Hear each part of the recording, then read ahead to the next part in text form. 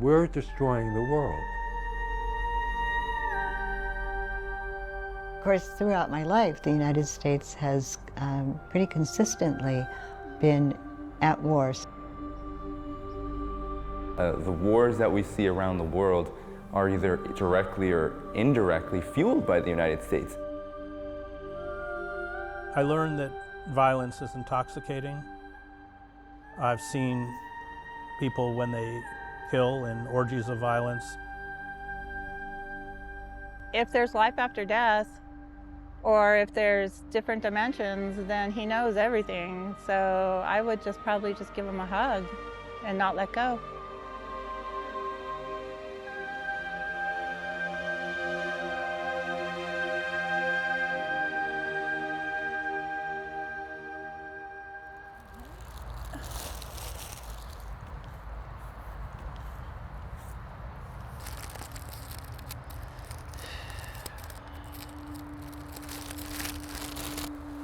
When he was first killed, I used to come almost every day. And when I come, I like to bring seasonal flowers, just decorate for different seasons and stuff like that. His dad comes every year on Memorial Day, but I don't come because I don't like to glorify war using his death. Very nice. Cindy Sheenan's son, Casey, was a soldier in the US Army. He died in 2004 after being deployed to Iraq. He died before he turned 25. Since the start of the 20th century, the United States has been a dominant force in the world. Yet its prosperity has come at a cost, not least for its own people. Voices of protest have emanated from within as the nation grapples with the complex effects and consequences of decades of war.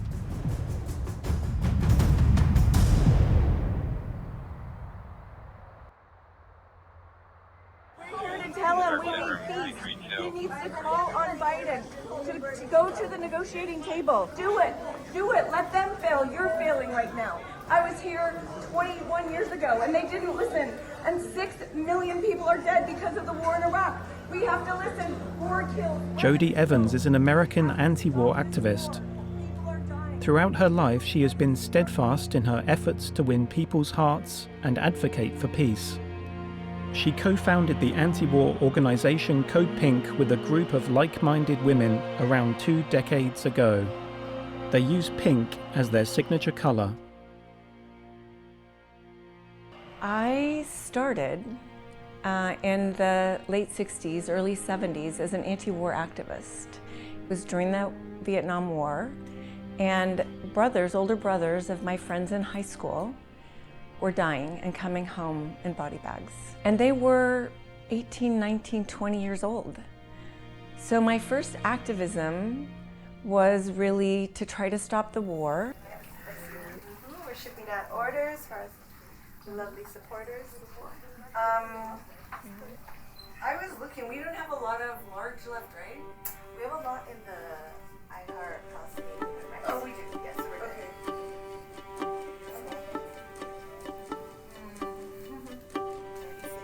This weekend, Code Pink has organized a demonstration in support of the Palestinian people. Their slogan is "Ceasefire, Free Palestine." Okay.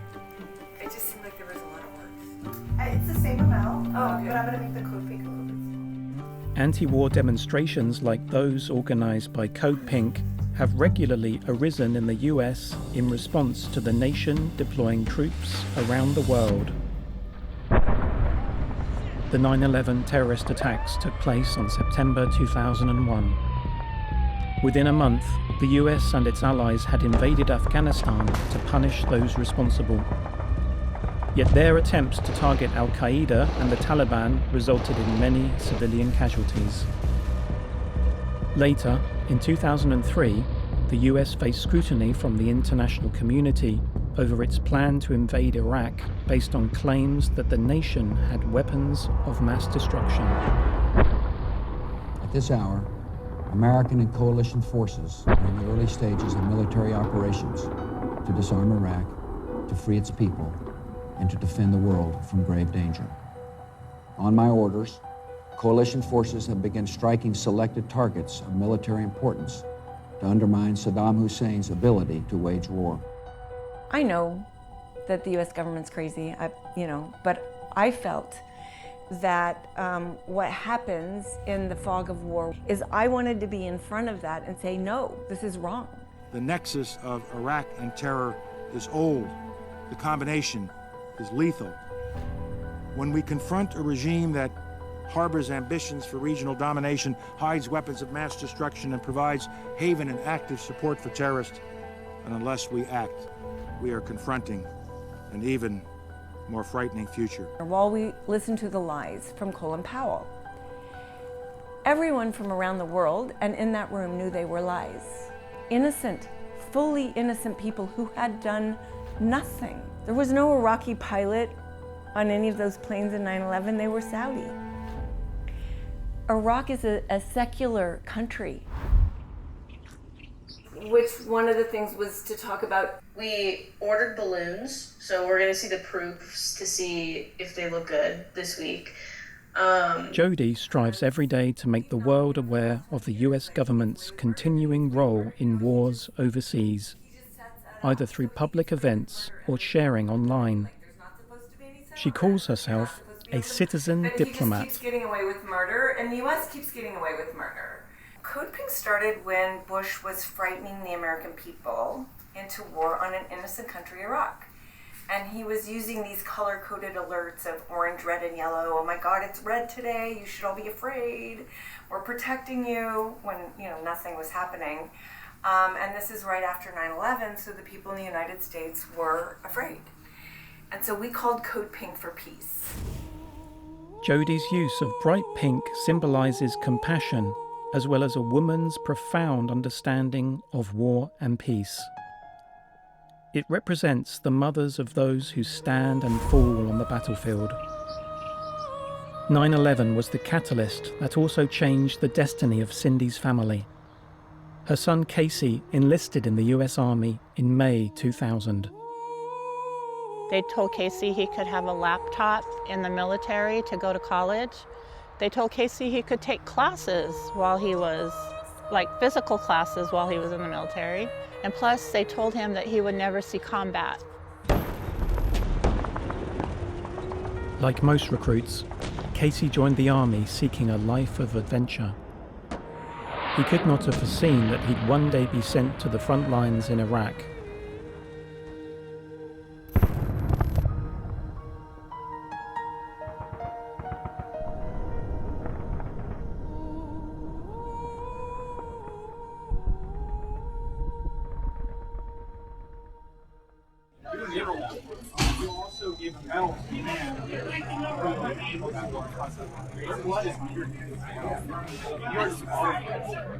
You were disqualified, sir. Disqualified. And blood is on your hands. Blood is on your hands. No. My brothers and sisters died in Iraq and Afghanistan. And you enabled that to happen. We fought in your damn wars. We fought in your wars. You sent us to hurt civilians. We hurt civilians. I always put his old flowers on a grave that doesn't have flowers. This is a symbol for being an Eagle Scout for the Boy Scouts of America. This is his favorite band, Van Halen. This he liked World Wrestling Federation, the fake wrestling. He loved that. And his favorite superhero was Superman. Casey is among the many sons and daughters whose lives have been cut short by the US's involvement in conflict. Why did the US choose to send its troops to the Middle East, bringing devastation to both the local inhabitants and its own people? To find the answer to that question, we must look back to the 1980s and 90s. Because the Iraqis had withdrawn after the Gulf War below the 38th parallel, so we were uncovering these huge mass graves. We were 1,500 people, We went into their torture centers, we saw the videos of the executions, and I was putting this on the front page of the New York Times. So Saddam put a price on my head.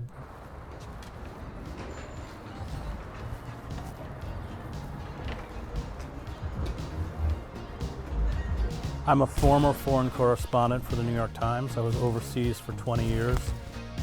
I spent 5 years reporting on the conflicts in Central America in the early 1980s. I spent 7 years in the Middle East, much of that time on the Palestine-Israel conflict. I also covered the first Gulf War.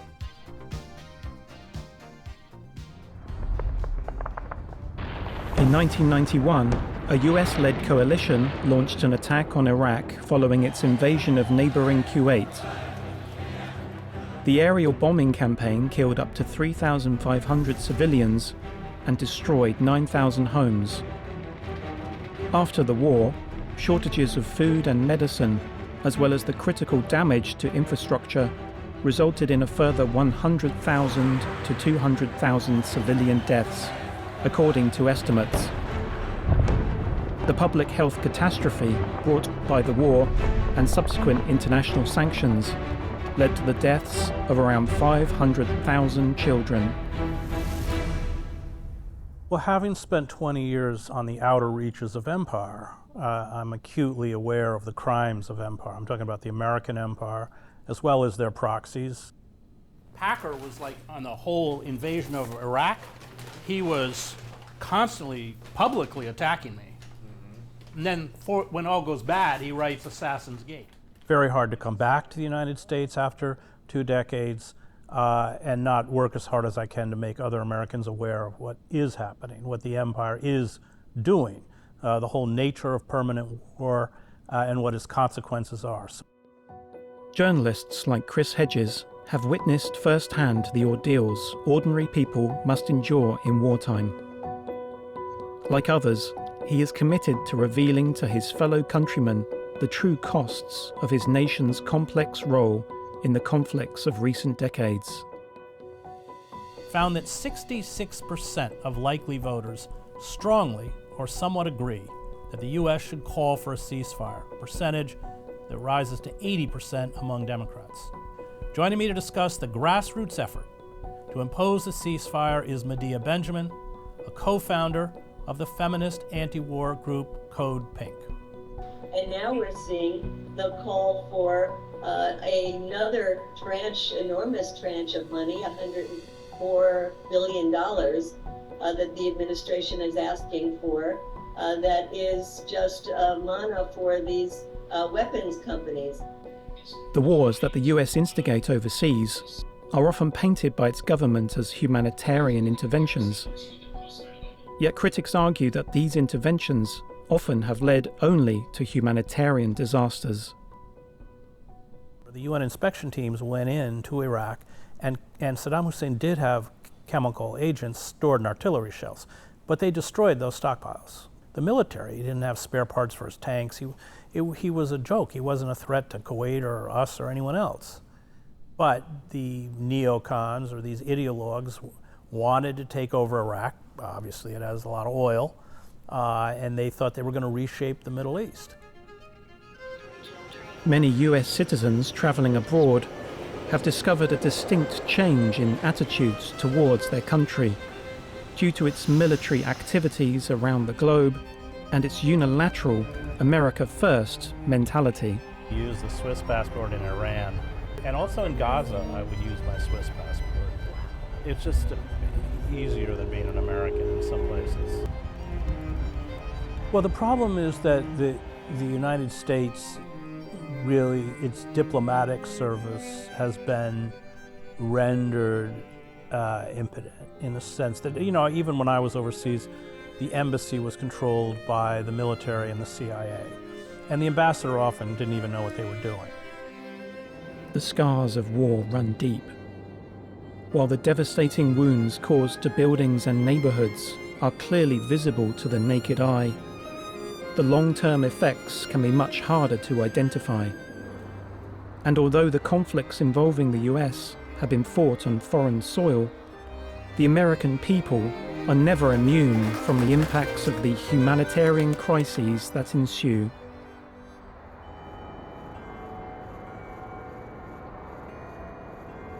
In the modern world, the United States stands as a symbol of wealth and prosperity, yet its development has been widely unbalanced. According to the US Federal Reserve, the country's central bank, the richest 1% of the population owns almost 1/3 of the wealth.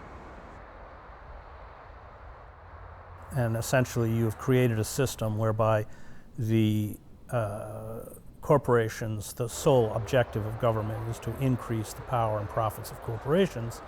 Then you've built a kind of predatory capitalism, which is what we have, and the worst social inequality in American history.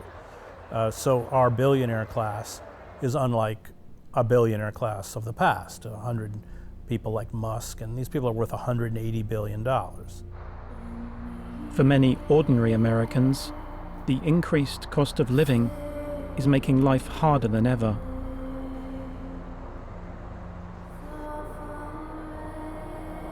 They are seeing massive expenditures go into making weapons, sending weapons, building up the military apparatus, while their working conditions, their health care, their living conditions continue to worsen or get farther and farther out of reach. They're finding themselves in more and more debt, unable to afford housing. We see a homelessness crisis in the United States.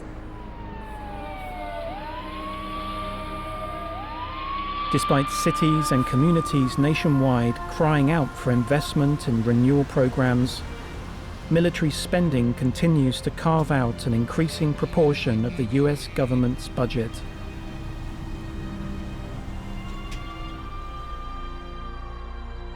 But remember this, in the 13 wars we've started over the last 30 years, and the $14 trillion we've spent, and the hundreds of thousands of lives that have perished from this earth, remember that it wasn't one leader, but a system, both Republican and Democrat. And call it what you will, the military, industrial, security, money, media, complex. It's a system that has been perpetuated, that has been perpetuated under the guise that these are just wars, justifiable in the name of our flag that flies so proudly over our lives. Our country has become more prosperous for many, but in the name of that wealth, we cannot justify our system as a center for the world's values when we continue to create such war and chaos in the world. Public transportation is a wreck. Our cities are decaying and our infrastructure is collapsing, and that's because we divert 50% of all discretionary spending towards a war industry that is unchecked, uncontrolled, and unregulated. And that is a symptom of late empire. But that's where we are. And of course, the Achilles heel of the American empire is the dollar as the world's reserve currency. So once that's gone, and we know what happened when the pound sterling was removed as the world's reserve currency in the 1950s, then the American economy goes into a tailspin. Nobody wants to buy our debt. The empire becomes really essentially unaffordable. It's too expensive.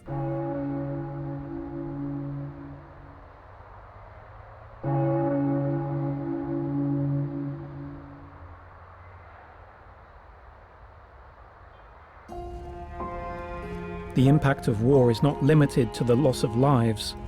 It can also result in economic decline, low employment, and market slumps. Combined, these can perpetuate a vicious cycle. Because the US capitalist economy really runs on war. If it wasn't for this war, it would fall apart the next day. There would be no US economy.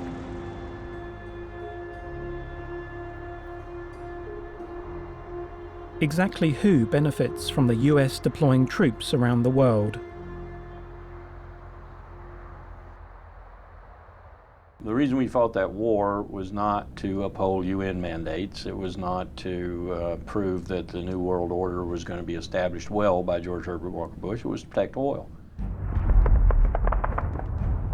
History shows that international wars have often coincided with domestic crises in the US. Naturally, this has led to speculation on whether the country has had possible hidden motives when entering some conflicts, such as a thirst for resources.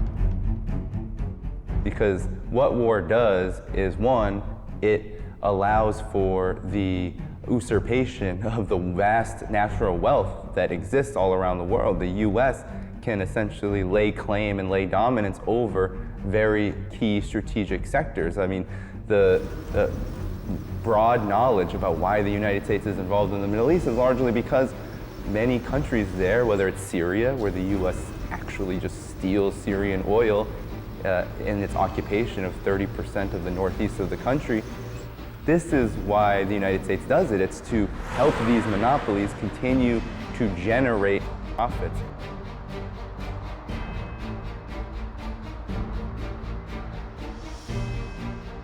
As the price of oil is pegged to the dollar, controlling reserves in the Middle East allows the US to dominate the global energy landscape while preserving its currency's supremacy.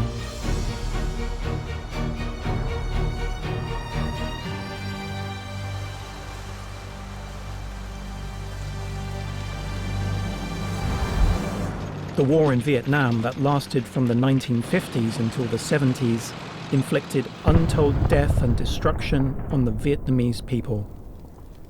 The conflict, the longest and most brutal since World War II, remains a painful memory for many Americans. If it wasn't for the US's invasion of Vietnam, I probably wouldn't have been born. My father was drafted during the period of Richard Nixon's so-called Vietnamization. He described it as an absolute massacre. Danny Haifong's mother was Vietnamese. She left her country in the turbulence of the 70s and moved to the US. Today, Danny is a socialist activist, writer, and political analyst. In the past decade, he has published articles and openly criticized the US for its record of human rights abuses and war crimes around the world. And I remember that. I was there. You know, they basically are very enthusiastic about it. But you know, the unfortunate thing is wars are ugly, okay? That's a given. Young men go off to fight, and some of them die. And the ones that don't die come back to the United States and eventually become old men with memories we just assume not have. The airplane was so close to me and it's so loud. That explosions happened right behind me. Then suddenly the fire everywhere around me. And I didn't see anyone but the fire. My clothes burned off. And then my body on fire. And I was so scared. I ran out and kept running and running and running. I'm naked and agony. I have to accept that that picture isn't really powerful. I became a victim of war. The whole policy of trying to end the Vietnam War was an attempt to pull back direct US military forces and support forces inside of Vietnam called Vietnamization in order to maintain control. It failed stupendously because the Vietnamese people primarily and principally wanted no part of it. I think I see it more clearly today than I did then. I think we were wrong.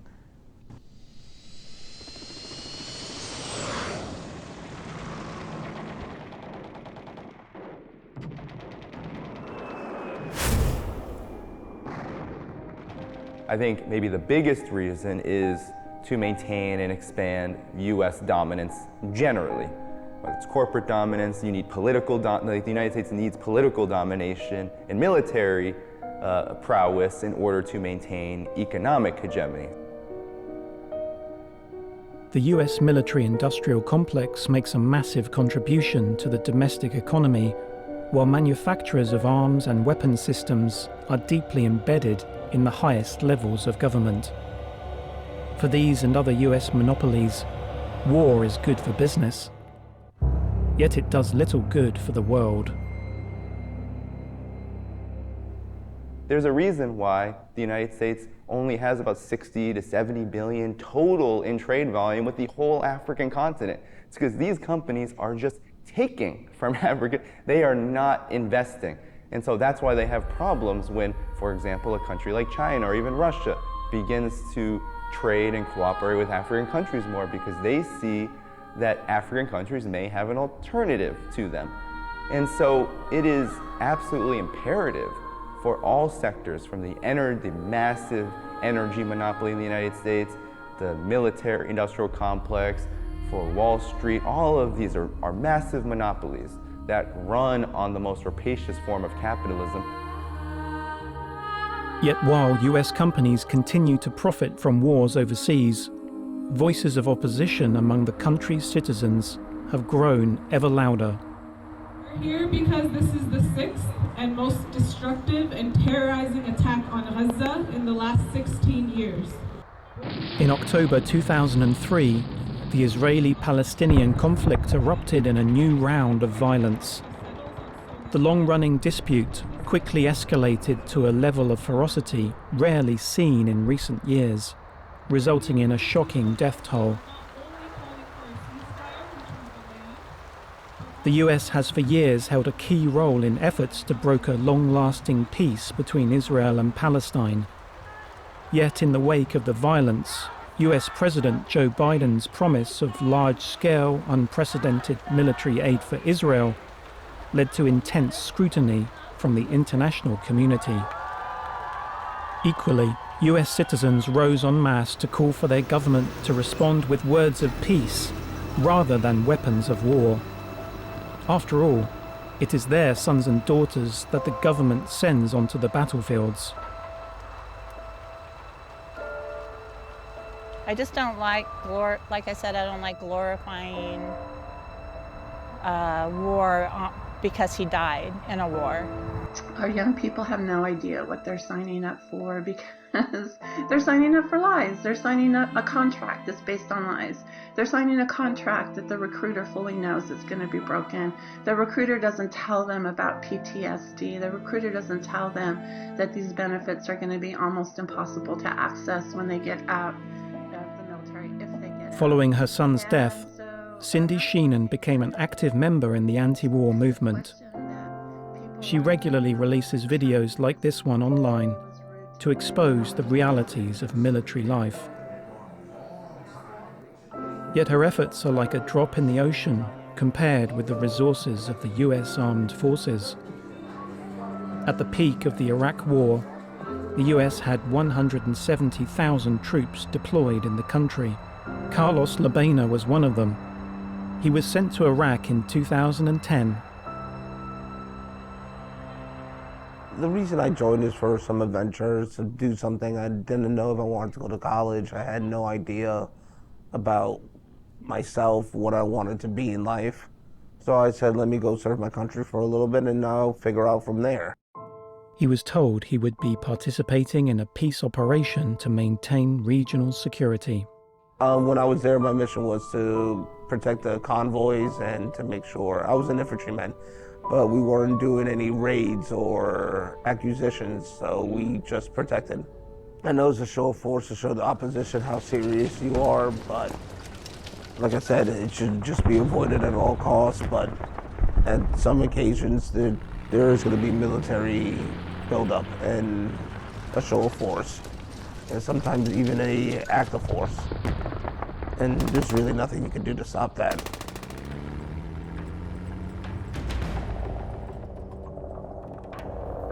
My outlook at war afterwards, it should be avoided at all costs, but what can you do? I wish there was no wars, but that seems to be impossible in this day and age. Recruiters promised Carlos that joining the military offered many advantages for a young person like him. Once you serve your time in the military, you get 36 months of free college. And they also pay you to stay at, not to stay at home, but they pay for your rent while you go to school. So you don't have to worry about anything, pretty much, cost of living. Most veterans would have a GI Bill. Us being Americans, we have certain interests in other places that we have to make sure we have our foothold. And at times that causes military aggression. Is war truly inevitable, or do some people simply make it appear inevitable? That war, as all wars, was built on lies. And they were thick and deep. UN inspectors in Iraq that said there's no weapons of mass destruction. I knew they were lies. We had people marching in the streets. 12 million people knew they were lies. We say don't bomb Iraq because war is not the will of God. War is never blessed by God. War is the ultimate mortal sin. There's no such thing as a just war. War cannot end terrorism because war is terrorism. War is not the way to God. If you agree, let me hear you. And Bush had said, that's enough. We have the evidence. We're bringing shock and awe to Iraq. So I was also there. After the United States had been terrorized by 9/11, watching the United States of America terrorize another people. We will bring to the Iraqi people food and medicines and supplies and freedom. Yet, what most saw was only death and destruction. This was driven by religious extremism. It was a country where they'd worked very hard to modernize. The women were running things. They were not covered. It was a secular country. The United States destroyed a beautiful country and beautiful people. And 6 million people are dead from that war on terror, including the war on Afghanistan. War consumes everyone and everything in its path, but not all wounds are visible. Personal mental health issues and stuff have held me back, but it's just learning how to overcome these things that you have to learn at one point in life and then learn to forget about it at another point. It's a sense of always being nervous, always looking over my shoulder, just not being comfortable, constantly thinking something's gonna go wrong. Insomnia comes with it. In a war, opponents are dehumanized, yet the intensity of conflict can provoke in some people a powerful and dangerous reaction. First and foremost, the line between the victim and the victimizer is razor thin, that we all have the capacity to be the oppressor under the right circumstances. I learned that violence is intoxicating. I've seen people, when they kill in orgies of violence, it's as if they're drunk or high.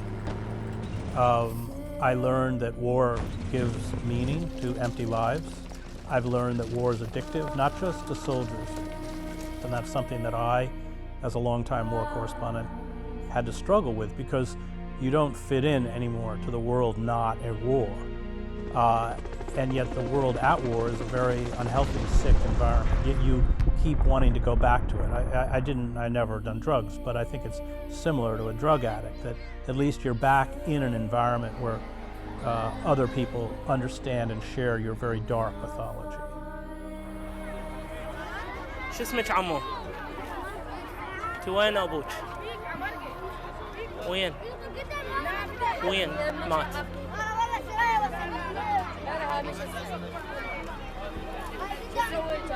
شنو متريقة متغدية متعشية؟ احكي احكي. A few hours ago, I spoke with Iraqi Prime Minister Maliki.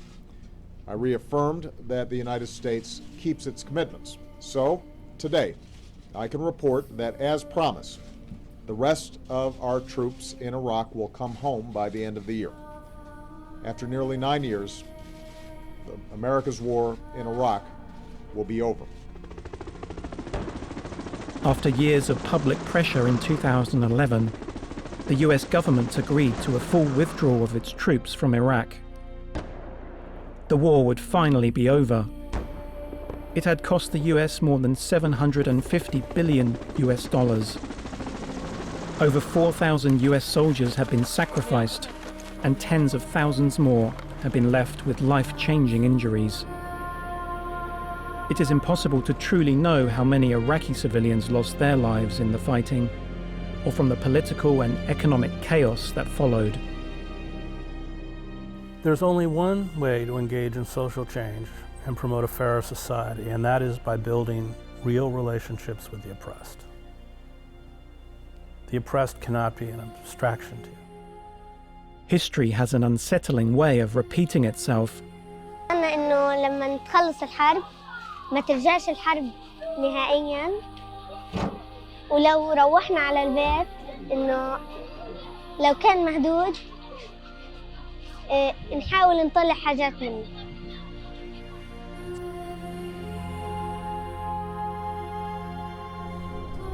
But is it possible to halt the march of this war machine?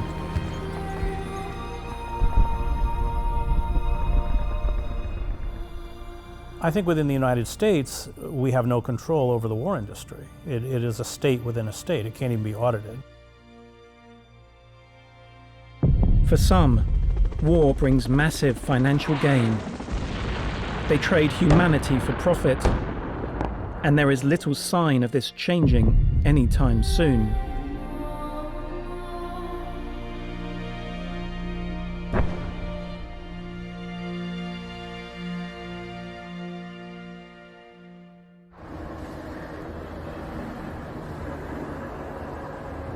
And the United States and our allies and partners are moving as fast as possible to continue to provide Ukraine the forces that they need, the weapons they need, the equipment they need. Their forces need to defend their nation. They are destroying Ukraine and having poor Ukrainian young men die, not for Ukraine, of course, but to degrade the Russian military. It's like all proxy wars, is very cynical, and to isolate Putin within Europe. That's Ukraine. We've now sanctioned Russian banks that together hold around $1 trillion in assets. Every asset they have in America will be frozen. Two major problems. The first is the Israel lobby, which is very powerful. The second is the arms industry. So Israel gets $3 billion a year in U.S. military aid. But remember, most of that money, or a lot of it, goes right back into the arms manufacturers. Even with Ukraine, money doesn't actually go to Ukraine. It goes to Northrop Grumman and Raytheon and all these companies that make the weapon systems. So they have a vested interest in perpetuating armed conflict. In 2023, the United States spent 62% of its $1.8 trillion federal discretionary spending on military programs. The massive federal budget spent on propping up war is robbing Americans of their future. I mean, we spend more on our military than what the next 10 or 11 countries combined, including Russia and China. War is very profitable. The United States economy now is heavily dependent on military contractors, weapons manufacturing. There's a huge gun crisis in the United States, but that is really fueled by the fact that U.S. military contractors are making weapons in the tens of billions, hundreds of billions to ship abroad in order to wage conflicts. So these two things are intertwined. What happens when money becomes more important than human suffering?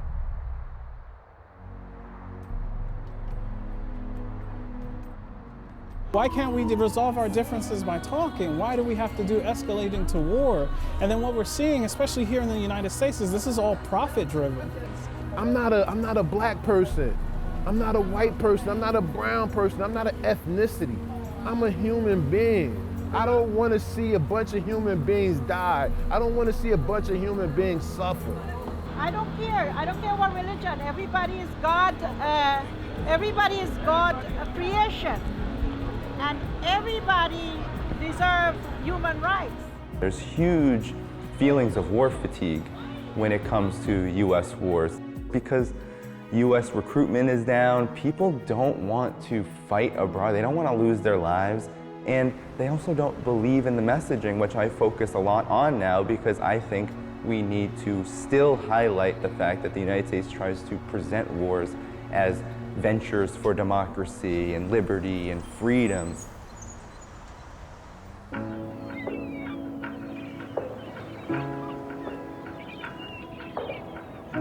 No matter the message from any side of the war debate, history tells its own story.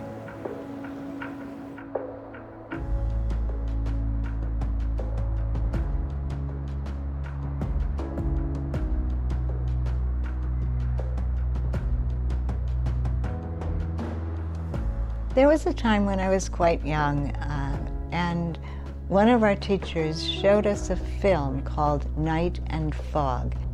Filmmakers had gone into concentration camps, into the places where so many millions of Jewish people and others had been persecuted, starved, tortured, killed. The French filmmakers filmed what remained, and they showed the blankets that had been made out of human hair taken from the corpses. They showed lampshades that had been made out of human skin. And I said to myself, I never want to be somebody who is on the sidelines, who watches some terrible evil unfold and doesn't try to put a stop to it. Kathy Kelly is an American peace activist and writer.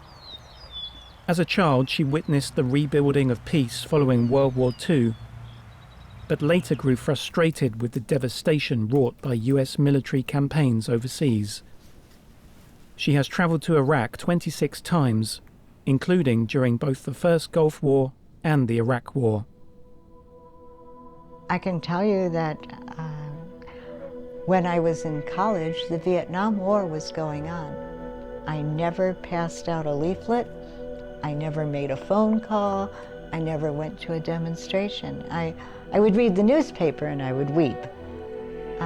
So I was very late in becoming involved, but finally I moved to one of the poorest neighborhoods in Chicago, and there I met some of the finest people in the world. And these were people who were very serious about aligning their lives to match what their deepest values were. And so I felt like that was my chance to take seriously what I had always deeply believed, thou shalt not kill. Kathy has been nominated for the Nobel Peace Prize 3 times. She has spent most of her life calling for peace, yet she feels her country has increasingly been heading in the opposite direction.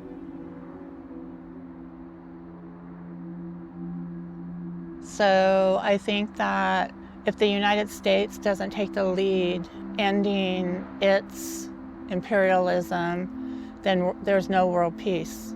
We do not want our resources to be directed toward developing, selling, storing, using more and more weapons. Life is about stopping this monstrous regime that is the United States of America, that thinks it's okay to murder people. It was okay for 500,000 children to die in Iraq. With our sanctions, that was called permissible collateral damage. That's monsters. That's what a monster does. So, of course, with the rise of China as an economic powerhouse and the decline of the United States in terms of its economic strength, there is again that kind of desperate effort to use the military to regain what can't be regained. That is characteristic of late empires.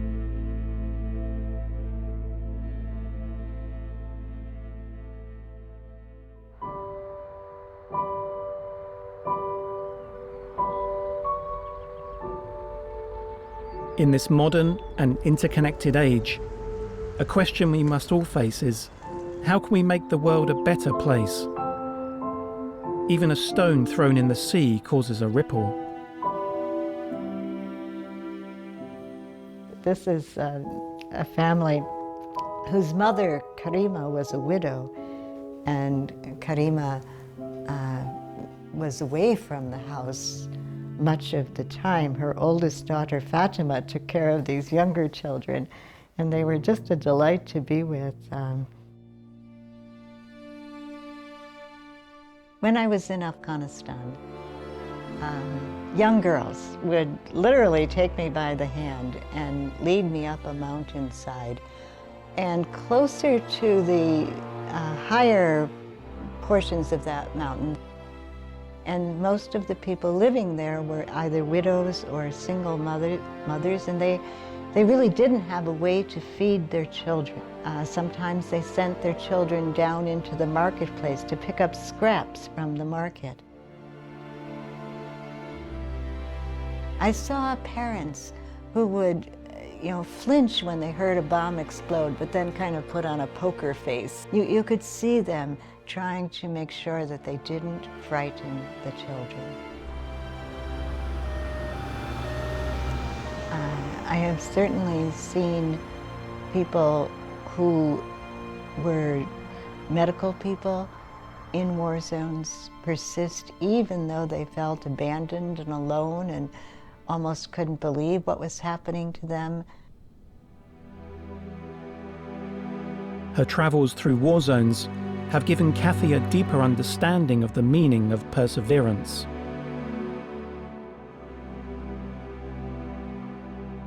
I think that when we begin to understand what happens when people are displaced by wars, it helps us feel more fuel, in a sense, for trying to oppose the machinery of war, trying to oppose the likelihood of going into a new war.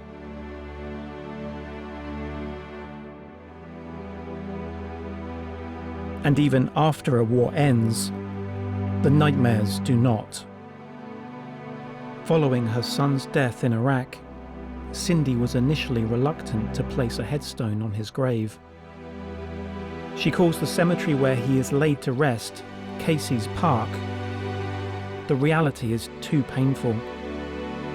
Cindy visits here every day to place fresh flowers on her son's grave and write in her diary. She sometimes lays down to sleep, to dream of her son, who she feels died for nothing. Why does Casey need a gravestone? Why was he killed in this war that was based on lies and just so other people could get rich and prosper? And millions of people are dead because of this. I mean, war is about death. It is the cult of death. It is the celebration of death. Everything about war is about crushing all of those forces that nurture life, familial, social, artistic, political, cultural, everything. We want love, not hatred. We don't want to use our eyes to perceive people because they're a different color or they have a different facial structure. We want to see them as human beings and listen to what they have to say. And as long as we can say we are sane, we can be human and we can be humane.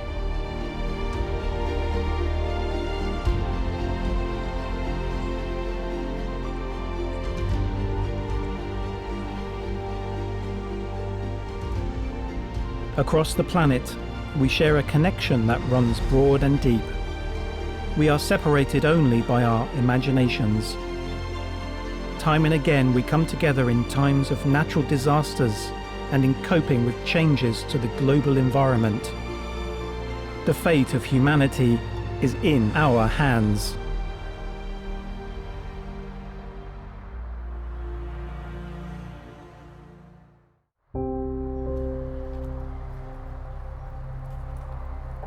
When Casey was killed, all those flags were in the United States to honor people, they put the flags halfway down. Our Casey, ever faithful, kind and gentle, good son, beloved brother, brave soldier, dear friend. You loved your family and lived your life serving others till the end. I'm just a poor, wayfaring stranger. I'm traveling through this world of woe. There is no sickness, no toil, no danger in that bright world to which I go. I'm going home to see my father. I'm going there, no more to roam. I'm only going over Jordan. I'm only going over home. I know dark clouds may gather around me. I know my way is rough and steep, but golden fields lie out before me, where God's redeemed shall ever sleep. I'm going home. And when I went over to where she sat, there were tears streaming down her face. And then I realized she was thinking about her brothers and her family members. She couldn't find out had they survived. And that, once we find peace altogether in terms of inhabiting this world, then we will have peace and not war. Letter to Barbara Bush. I am the mother of a son killed in Iraq. You are the mother of the man who killed him. We can quantify PTSD with soldiers, but the health of an entire society, it's hard to quantify. The most important element to peace and conflict resolution is to dismantle the international arms industry, of which the United States is a major supplier of weapons, flooding countries with weapons, inevitably, especially in fragile societies. And we said the world does not want war.